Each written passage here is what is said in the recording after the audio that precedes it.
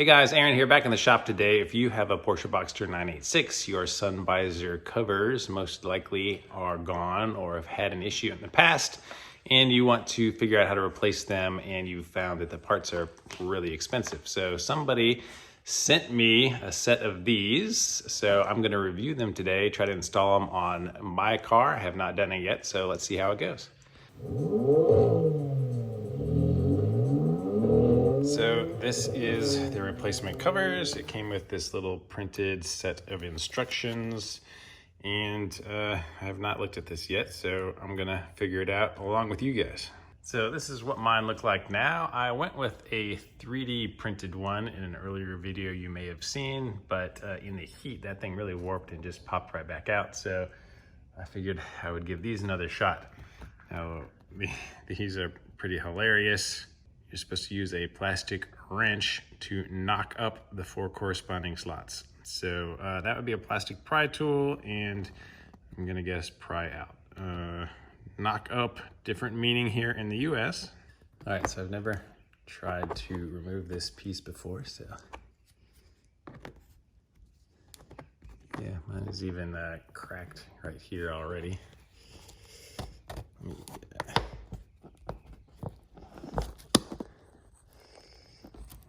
So, oh, mine is cracked on both sides.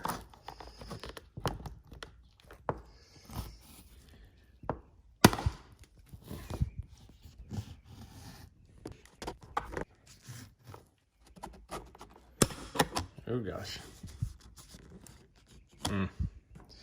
Yeah, not a great start so far.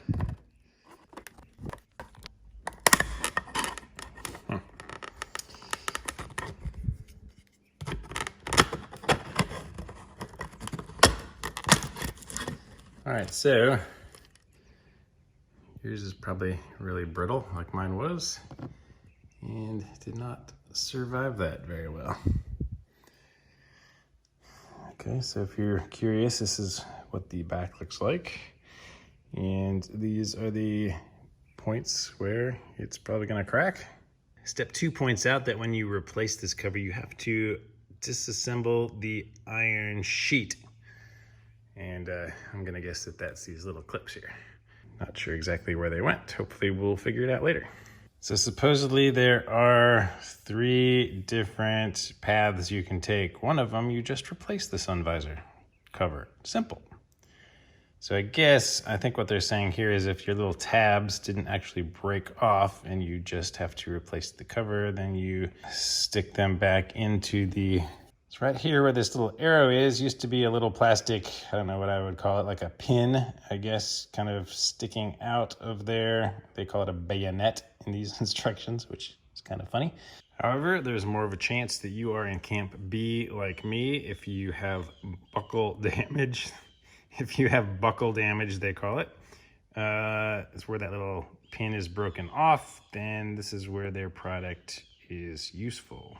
But their option B here is if you have a light in your sun visor. And mine does not have a light. Mine is just the mirrored kind. So if you have a light, you can use this method. So they recommend using a drill or a hot metal glue gun, and just use the heat of that to melt a hole in it that is the right size for the screws that they give you. So I think this picture 2 is using some kind of hot iron to melt a hole there. And you are supposed to make sure there's a 45-degree bevel when you open this hole. And here, I guess they're test fitting it in. Then you add a screw, and that screw, I guess, becomes the new pin. But for me, I am the 3rd option. I do not have lights. So they recommend to replace the whole set. Replace 1 set of sun visor, mirror, cover, and base. Just replace it. Okay, well, and the whole set of sun visor, cover, and base with the corresponding slot position, and install it on the original sunshade. Yeah, so all in all, I don't find those directions very helpful, other than to let you know that you need to use these screws, and these new sun visor mirrors have little threads in them that you can screw them into. So I don't really understand why they have 2 sets one for with lights and one without lights. It seems like without lights I would just do the same thing. So I'm going to go ahead and try to drill a little hole in here. Since the instructions don't even tell me what drill bit size to use, I'm going to try a 3/32 and see how that works first. All right, so see where my pin used to be here.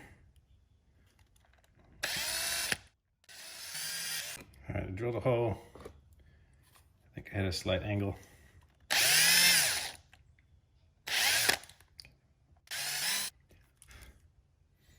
Got the holes.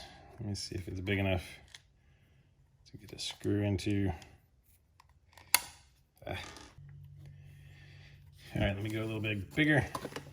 This is 7/64 of an inch. Okay, this one feels like it's close. Still not quite there. All right, we're gonna try 1/8 of an inch. Try the screw again. All right, so 1/8 of an inch is the magic number. Get these both started. Yeah, well, these covers actually feel nice. It's got a little felt inlay there. Okay, so it's got a nice little clip right here that fits right in that big opening, just like I'm sure the stock one had. So the actual fit is really nice. The finish matches the original frame really well. So now the question is, do these screws line up at all? All right, partly my fault for not test fitting this first and really checking, but it looks like the screw needs to be almost at the bottom here to line up with the screw holes here. So I completely missed on this one. So what I think you should do is test fit it and then drill, so you can visually line up where it's supposed to go. So I don't know if you can see a little bit of that brass in there, and kind of try to drill right into it.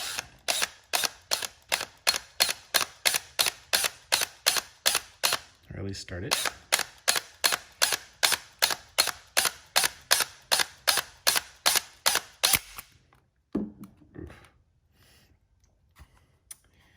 All right, so once the bit into this plastic, just completely ripped my plastic apart. All right, so if you're gonna use a drill bit, I think you have to start really small and work your way up so that has less likelihood of happening. But on the other side, I'm gonna try to go ahead and use a soldering iron tip to burn that hole in. So you can see where I drilled the hole incorrectly already in here, where it does not quite line up. But I'm noticing that even when this cover is flush and closed all the way, the metal piece where your screw needs to go into is protruding from the top here. I guess that is why they say you have to drill a hole at an angle up, because otherwise you're not going to be able to screw it into that hole. So let me try to zoom in here a little bit and burn the hole in at an angle that seems like it might work. All right, so if I come up from under here, I put the tip into the threads. Just hold it into the threads. I got a little hole burnt here, so let me try that. Okay, that screw is threading in pretty nicely. Okay, there's the thread in the back. And here you can see that the screw went into the threads on this side. So I think this side is already too damaged, but we're gonna give it a shot to try to make them both identical. We got our hole burnt there, so it's pretty easy with the soldering iron to do that. And let me fit screw number 2. All right, screw number 2 is in, but since this piece snapped, the screw is pressing that out of the way. Now, it opens and closes, kind of. Let's see, so I can see that my heat from that kind of made this bubble up a little bit in that corner. This corner is completely cracked and screwed up. But now I have a lid on here. So what I learned is that if I would have used the heat gun from the start and not tried to drill and follow directions, I think it actually would have worked out fairly well. So I guess I'm gonna try it on the passenger mirror and see if that works any better. Because this one's all jacked up now. I'm gonna need to buy a new one anyway. Okay, so after that debacle, I reached out to the manufacturer of that part and he let me know that he has a complete replacement kit. So he went ahead and sent me one of those. So I have not installed it yet, but it looks much more promising. So I'm gonna show you that option. So here this is, it comes complete with a mirror and lid with a little felt case there. Hey guys. And on the back, this is what it looks like. So now that I see a complete one, I see what these little metal clips are for. It actually kind of acts as the spring for the top when you open it up. So it kind of holds it in place and then lets it close back down. And it looks like there are two little clips up top and two on the bottom that hold this thing in place. So it looks like I'm gonna start by hooking the ones from the bottom in and then just kind of snapping the ones in up top. So it did come with some directions that I haven't looked at yet, so let me open these up. Oh, it turns out this is the exact instruction sheet that came with just the lid. So this is kind of showing you how to install, or sorry, just the cover. So it's showing you how to install the cover. So I guess this should be as simple as popping the new one back in. All right, so I'm gonna try to show you the install process.